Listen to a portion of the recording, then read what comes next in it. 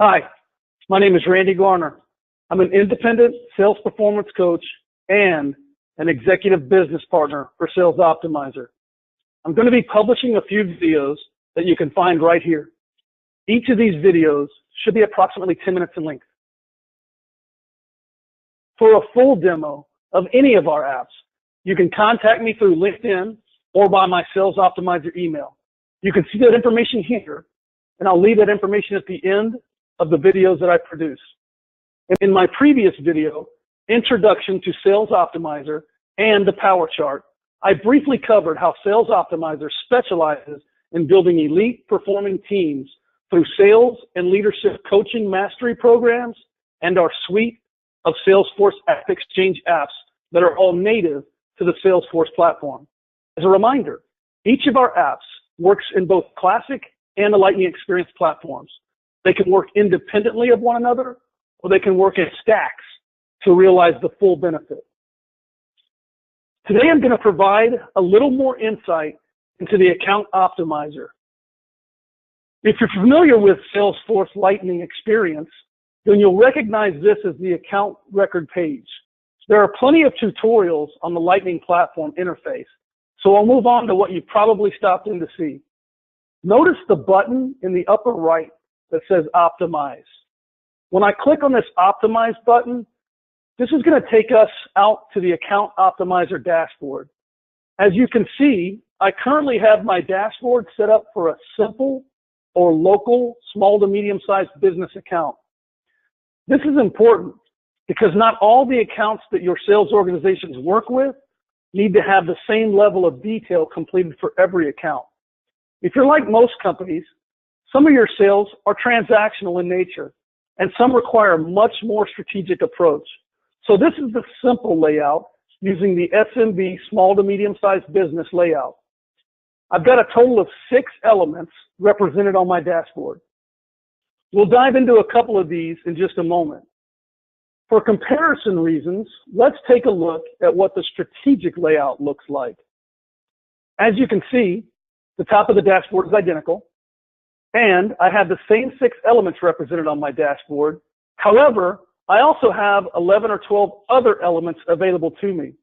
Elements that provide information such as our proposed solution or our proposed set of service offerings, a revenue analysis that shows me historical, current, and future opportunities.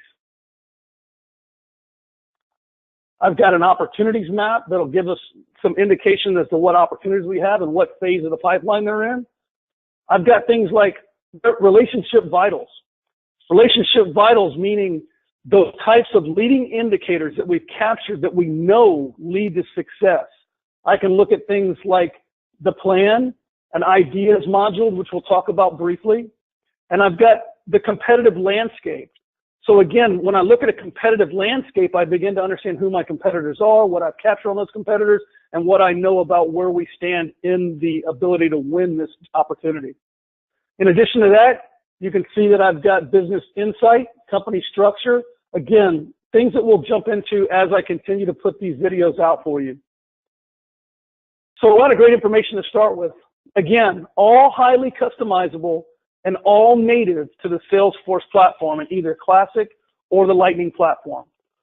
So let's start where a sales professional would normally start after securing an appointment.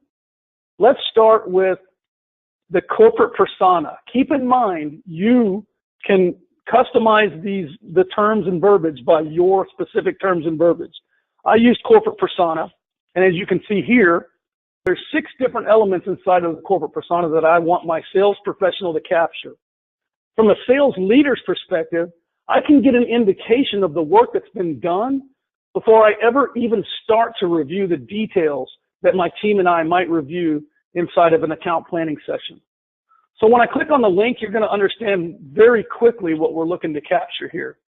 This information is the type of information that comes from an annual report. The format is in rich text. So my sales professionals can do cut and paste or copy and paste. They can add bullet points. They can do bold. They can do underlined. And yes, they can even include images. As a sales leader, we know that this ensures the right activity and the right habits are being formed. If not all this information is found in the company website or an annual report, we typically just call that white space. And it becomes our mission to find out from the client the information that fills the white space. Again, we're looking to ensure the right activity and the forming of good habits. So this may already be the sort of information that you require today. The question becomes, where do you currently store the information? How do you as a sales leader validate that it's getting done? As you can see here, and inside of several other modules inside of the Account Optimizer, we have something called the idea function that's built in. This indicates how many ideas we've captured while conducting an account planning session. The first number indicates how many were captured inside of this module. The second number indicates the total number of ideas that were captured in again, an account planning session.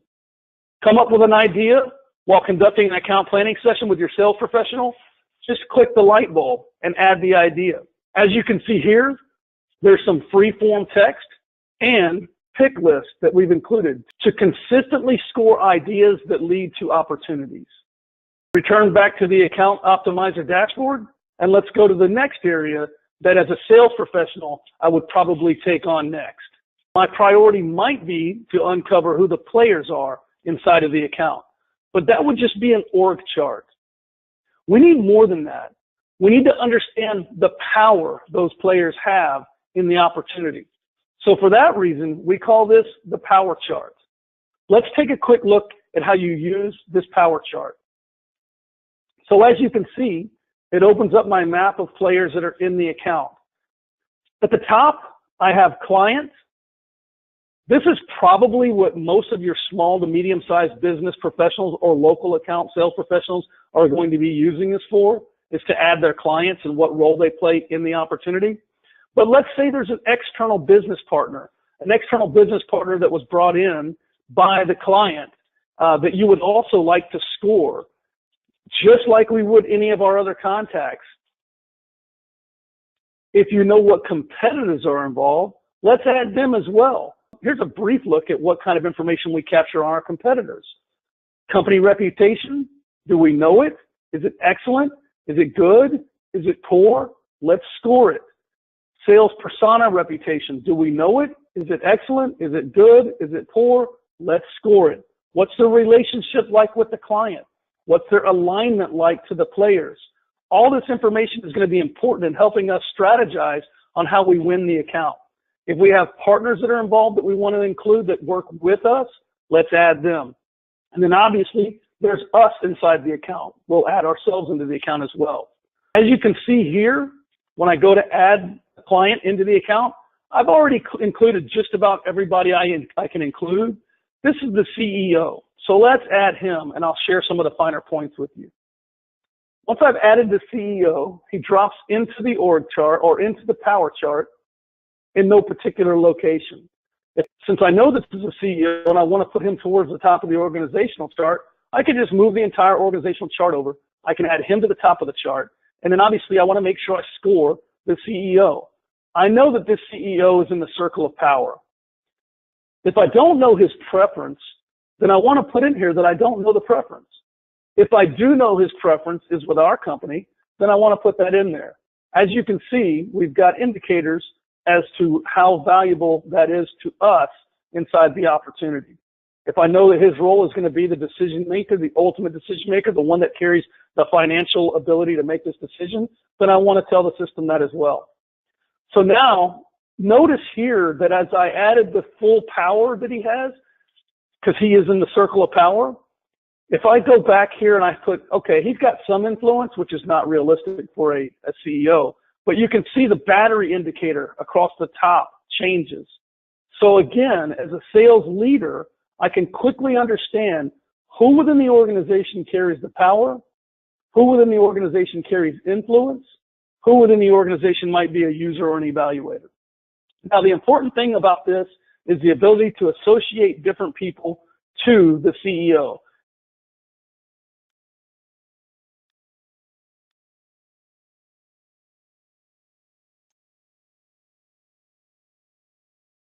So as you can see, I've already done most of the others.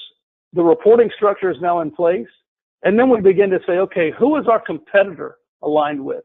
And again, if our competitor has a good reputation, is a good sales professional, has a good client relationship, and has a good alignment to the players, then I'm going to go ahead and indicate that person that way as well. Now, it's important to note who this person might be aligned to. And say, for instance, he's aligned to the director of sales. I can add that here so I understand that. Notice too, whenever I go in to add individuals, it's as simple as just doing a search. So if I've got an account name in there, and in this instance it would be Sales Optimizer, I just type in sales and it pulls up any account name with the word sales in it.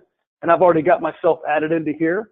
So if I go ahead and reduce this down, you'll see my partner and myself here. So now we start to indicate how are we situated in this account, and I might have a circle of influence. I might have an executive sponsor that's in the circle of power, and I might have access to stakeholders that are in the circle of power. My sales role is going to be an executive sponsor or the actual person that helps get this decision made. So I would score myself as such. But then I say, okay, well, where is my executive sponsor? And for me, it's actually over here with the Chief Financial Officer. So I would just simply mark myself with the Chief Financial Officer. If this begins to look too busy, you can break this down in bits and pieces to discuss each individual relationship by simply collapsing down different relationships, as you can see here. And when I go to return, I've got my refresh dashboard. This includes everybody that I just added and all the relationships I saved.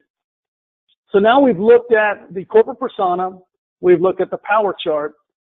Thank you again for taking just a few minutes to join me on my series of videos. Again, if you'd like to have a full demo on any of our Sales Optimizer apps that can be found on the Salesforce AppExchange that are, again, native to Salesforce in both Classic and Lightning, you can reach me on LinkedIn, or you can reach me at one of my 2 email addresses that are seen here. And again, thank you for joining us. As always, if you like, hit the like button, share, and subscribe.